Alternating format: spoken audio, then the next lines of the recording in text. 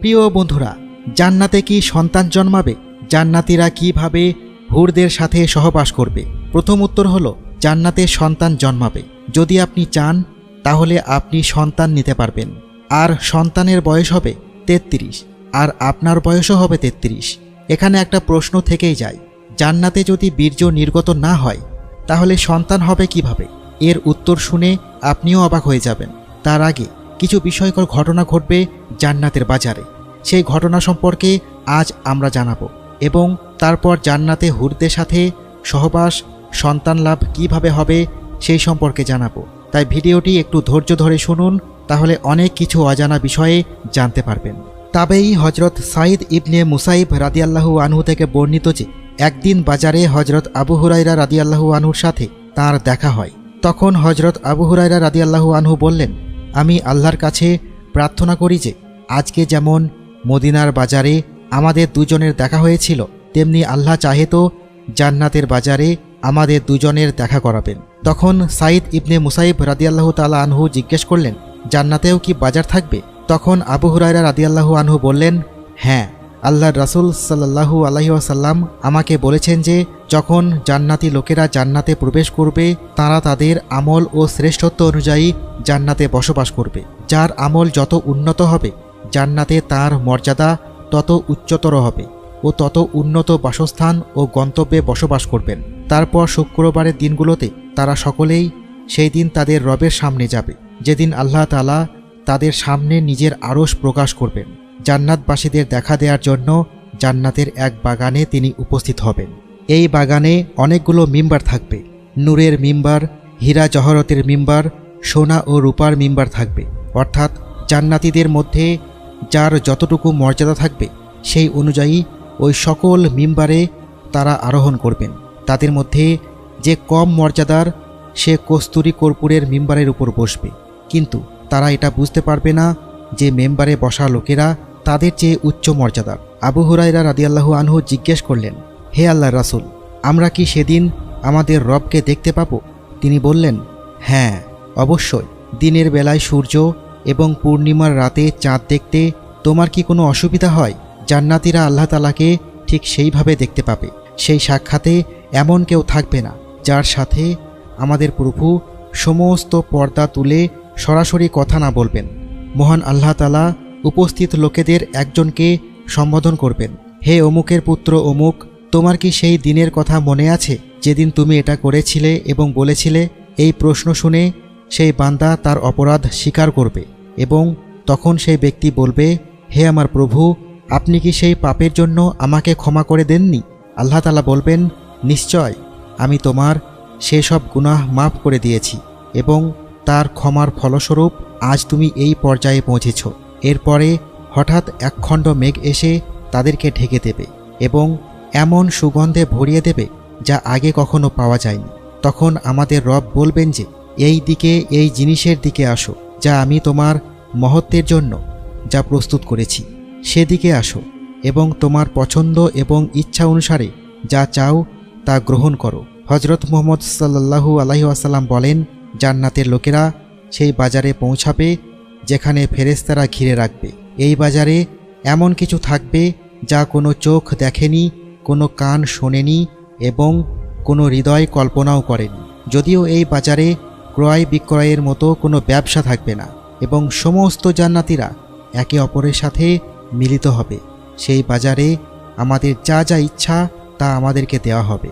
আবু হুরায়রা রাদিয়াল্লাহু আনহু আরও বর্ণনা করেন যে রাসূলুল্লাহ সাল্লাল্লাহু আলাইহি ওয়াসাল্লাম বলেছেন, জান্নাতের বাজারে উচ্চ মর্যাদা সম্পন্ন ব্যক্তিরা অপেক্ষাকৃত নিম্নমানের ব্যক্তির সাথে সাক্ষাৎ করবে, কিন্তু জান্নাতীরা বুঝতে পারবে না যে কে বেশি মর্যাদা সম্পন্ন আর কে কম।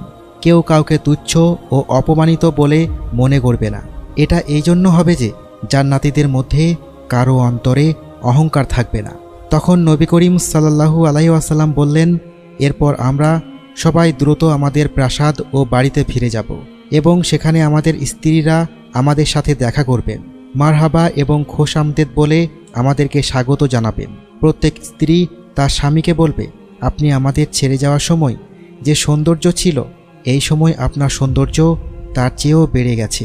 তখন আমরা আমাদের স্ত্রীদেরকে বলবো, আজকে আমরা আমাদের রবের সাথে সাক্ষাৎ করার সৌভাগ্য অর্জন করেছি।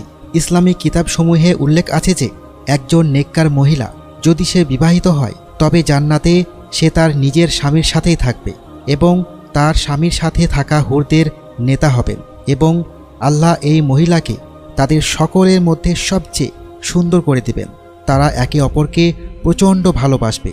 আল্লাহ তাআলা তার মুমিন বান্দাদের জন্য জান্নাতে অগণিত পুরস্কার রেখেছেন, যার মধ্যে প্রদত্ত সকল নিয়ামতের মধ্যে একটি করে নিয়ামত হিসেবে হুরদের দেওয়া হয়েছে। হুরদের সাথে সহবাস জান্নাতীদের জন্য অন্যতম একটি বড় নিয়ামত হবে, যা বেহেশতবাসীর যৌন তৃপ্তির মাধ্যমে হবে। কিন্তু বেহেশতবাসীদের দুনিয়াবি কামনা থাকবে না, জান্নাতে কোনো পাপ হবে না, নেতিবাচক চিন্তা থাকবে না, বরং নেক চিন্তা তাদের উপর আধিপত্য বিস্তার করবে। তাদের বিশুদ্ধ অনুভূতি এবং আকাঙ্ক্ষায় পরিণত হবে। জান্নাতীরা যা ইচ্ছা করবে সেখানে তারা তাই পাবে। যদি তারা জান্নাতে সন্তান কামনা করে তাহলে সন্তানও লাভ করবে, কিন্তু তারা এই পৃথিবীর সন্তানদের মতো হবে না। এক হাদিসে রাসূল সাল্লাল্লাহু আলাইহি ওয়াসাল্লাম বলেন, যদি কেউ জান্নাতে সন্তানের ইচ্ছা পোষণ করে তাহলে তার ইচ্ছা পূরণ করা হবে। তবে গর্ভবতী হওয়া, সন্তান প্রসব করার সাথে সাথে সন্তানের বয়স 30 বছর হয়ে যাবে। অপর এক হাদিসে রয়েছে, জান্নাতীরা সহবাস করার ফলে তাদের বীর্য নির্গত হবে না, বরং তাদের শরীর থেকে মেশকের সুগন্ধিযুক্ত ঘাম বের হবে এবং সেই ঘাম থেকেই গর্ভবতী হবে। এভাবেই জান্নাতে সন্তান লাভ করবে। বন্ধুরা, জান্নাতে প্রবেশের প্রথম মুহূর্ত, প্রথম আনন্দ, প্রথম রাত, প্রথম সকাল এতটাই সুন্দর হবে এবং সুখের হবে যা আপনিও কল্পনা করতে পারবেন না।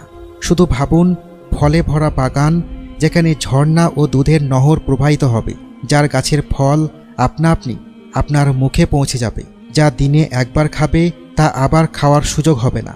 সোনার তৈরি পাত্র থাকবে, বালিশে হেলান দিয়ে জান্নাতীরা বসা থাকবে, দাসদাসীরা এদিক ওদিক খেদমতের জন্য ছুটতে থাকবে, সুস্বাদু মদের পেয়ালায় মদ পান করবে।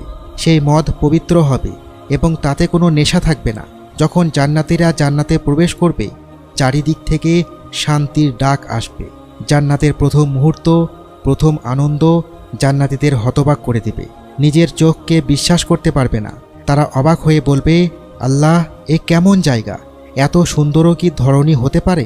একবার ভাবুন, রক্তের সম্পর্ক আত্মীয়রা অর্থাৎ বাবা মা, ভাই বোন, স্ত্রী সন্তান, যাকে এক ঝলক দেখার জন্য দুনিয়াতে 100 বছর অপেক্ষা করেছিলেন, হঠাৎ তারা একদিন আপনার সামনে আবির্ভূত হলো।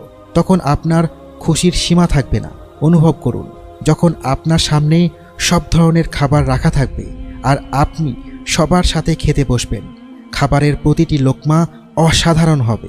এরপর হঠাৎ সেই দৃশ্য দেখা যাবে, যে দৃশ্যের সামনে জান্নাতের মতো মূল্যবান নিয়ামত অনর্থক মনে হবে। এটি সেই মুহূর্ত হবে যখন মহান আল্লাহ তাআলা জান্নাতবাসীদের সাথে দেখা দিবেন। সেই মুহূর্তের আনন্দ ও সৌন্দর্যের সামনে সব সুন্দর দৃশ্য হারিয়ে যাবে।